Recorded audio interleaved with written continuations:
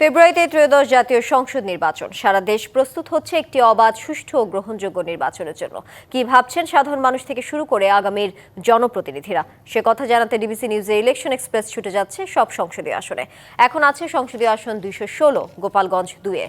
CSRM নিবেদিত DBC নিউজের বিশেষ আয়োজন ইলেকশন এক্সপ্রেসে রয়েছে সংসদীয় আসন 216 গোপালগঞ্জ 2। আমার সাথে যিনি যুক্ত রয়েছেন ইসলামী আন্দোলন বাংলাদেশের মনোনীত প্রার্থী মাওলানা তসলিম হুসাইন শিকদার।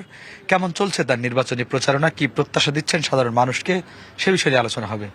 আপনাকে ডিবিসি নিউজের পক্ষ থেকে স্বাগত। আপনাদেরকেও ধন্যবাদ, যেহেতু আমার সাক্ষাৎকার নিতে আসছেন, আপনাদের ধন্যবাদ জানাই। তো আপনারা জানেন গোপালগঞ্জ 2, বিশেষ করে গোপালগঞ্জ যে আসনটা, এই 2 আসনটা একটু অন্য আসন থেকে একটু ভিন্ন আসন। সেই হিসেবে গোপালগঞ্জের মানুষ ইসলামী আন্দোলন বাংলাদেশের প্রার্থীকে গ্রহণ করেছে।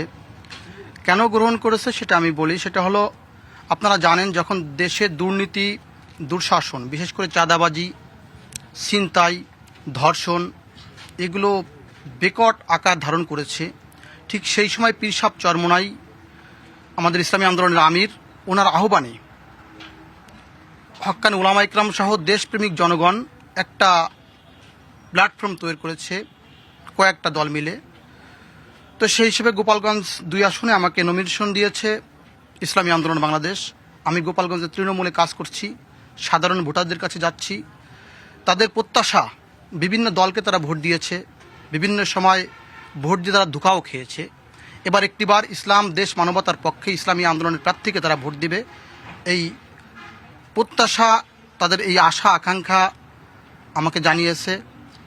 তো আপনারা জানেন যে গোপালগঞ্জ দীর্ঘদিন যাবৎ সাধারণ মানুষ, বিশেষ করে বেকার যুবক, এই বেকার যুবক তুলনামূলকটা বেশি। ইসলামী আন্দোলন বাংলাদেশ যদি সরকার গঠন করতে পারে, আমি আমার দলের সহযোগিতা নিয়ে ইনশাল্লাহ এই বেকারত্ব দূর করার জন্য যা কিছু প্রয়োজন আমি সেটা করব। আপনার এলাকায় শিক্ষার মান কেমন এবং স্বাস্থ্যের মান কেমন, যদি সংক্ষেপে বলেন। শিক্ষার মান অত্যন্ত নাজুক। শিক্ষার মানসম্মত করার জন্য আমি আমার দলের সহযোগিতা নিয়ে শিক্ষার মান উন্নতি করার চেষ্টা করব। এবং আপনারা জানেন যে গোপালগঞ্জে বিশাল হাসপাতাল আছে, বিশেষ করে 250 বেড, এখন 500 বেডে রূপ নিয়েছে, কিন্তু চিকিৎসার যে সেবা, সেই সেবার উন্নতি হয় নাই। আপনারা জানেন গোপালগঞ্জের চিকিৎসার মান এতই নিম্ন যে সাধারণ মানুষ যখন একটা মুমূর্ষু রোগীকে নিয়ে হাসপাতালে যায়, তখন তাকে পরীক্ষা নিরীক্ষা ব্যতীতই তাকে ঢাকায় অথবা খুলনায় রিফার করে। এই চিকিৎসার মান উন্নতি করার জন্য আমি আমার দলের সহযোগিতা নিয়ে যা কিছু প্রয়োজন তাই করবো ইনশাআল্লাহ। কেমন সাড়া দিচ্ছে আপনার ভোটাররা আপনাকে? ভোটাররা তো বললাম আপনাকে, ভোটাররা পর্যাপ্ত পরিমাণে তাদের সাড়া পাচ্ছি। হ্যাঁ, বিশেষ করে একটা জিনিস আমাদের লক্ষ্য রাখা উচিত, যে অনেক সময় 8 আর 8 আমরা বলি 16 হয়, কিন্তু 8 আর 8 একত্রিত রাখলে অনেক সময় 88 হয়।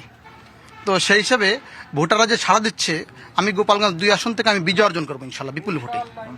ধন্যবাদ আপনাকে। আপনাদেরও ধন্যবাদ, বিশেষ করে ডিবিসি নিউজকে ধন্যবাদ। দর্শক দেখছিলেন ডিবিসি নিউজের বিশেষ আয়োজন ইলেকশন এক্সপ্রেস। আসলে এই মুহূর্তে ছিলাম আমরা গোপালগঞ্জ 2 সংসদীয় আসন 216। পরবর্তী আয়োজন রাত 9টায় অন্য কোনো প্রার্থীকে নিয়ে আপনাদের সামনে আমরা উপস্থিত হব। সে পর্যন্ত আমাদের সাথেই থাকবেন, ডিবিসি নিউজের সাথেই থাকবেন।